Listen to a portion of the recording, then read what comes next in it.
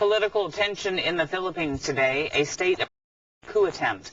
President Gloria Arroyo claims the military uncovered and stopped a plot to overthrow her government. There has been political unrest in the country since allegations of election fraud and a failed impeachment process in 2004. But it boiled over today as riot police clashed with anti-government protesters in Manila, while opposition politicians renewed calls for Arroyo to resign. 50th anniversary of the revolt that forced Ferdinand Marcos from power. Freelance reporter Dean Bernardo is in Manila. He joins me now by phone with the latest. Dean, give me a sense as to what's going on there now. Yes, good afternoon to you. The situation here, it's past about 2 hours past midnight here in Manila right now, and there is a relative calm going around in the city. However, the government has placed the entire country in a state of national emergency.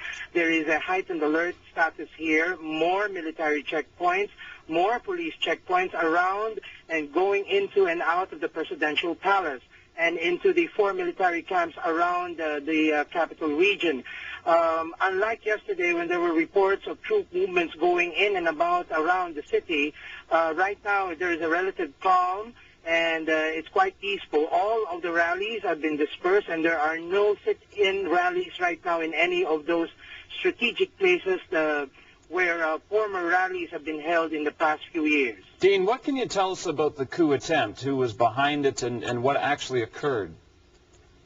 Well, the coup reports have been happening since for the past 3 or 4 months already, or since last Christmas.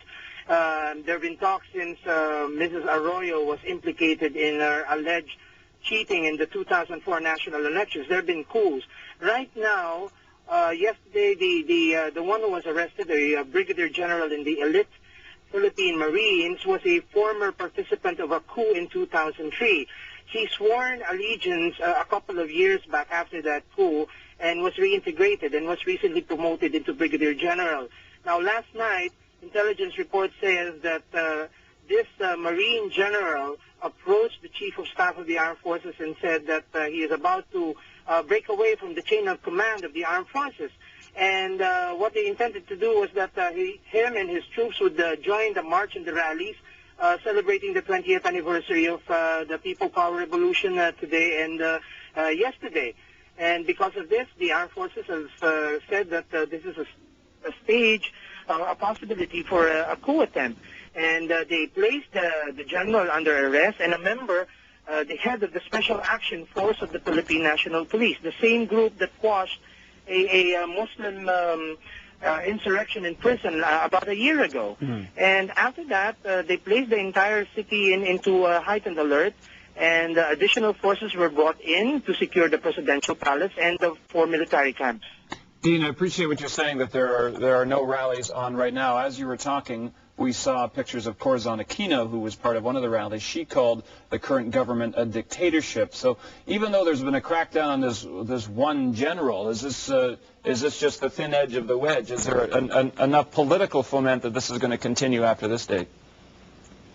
Well, what will happen is that maybe the military on this side has been calmed down or has been held down because of what happened. But the civilian side will continue to call for Mrs. Arroyo to step down. Her resignation is important, and a lot of people will still continue to continue with their protest. That is their commitment, despite the fact that the government has imposed a no permit, no rally policy, and despite the fact that there is an existing national emergency which prohibits any political rallies. Even the celebration later today for the EDSA 20 has been cancelled, but there have been pledges that they will still continue and go onto the streets because this is their ability, this is their only opportunity to express themselves. Dean, I appreciate it's very late at this hour in Manila. Thank you very much for taking the time to speak with us. Thank you very much, sir.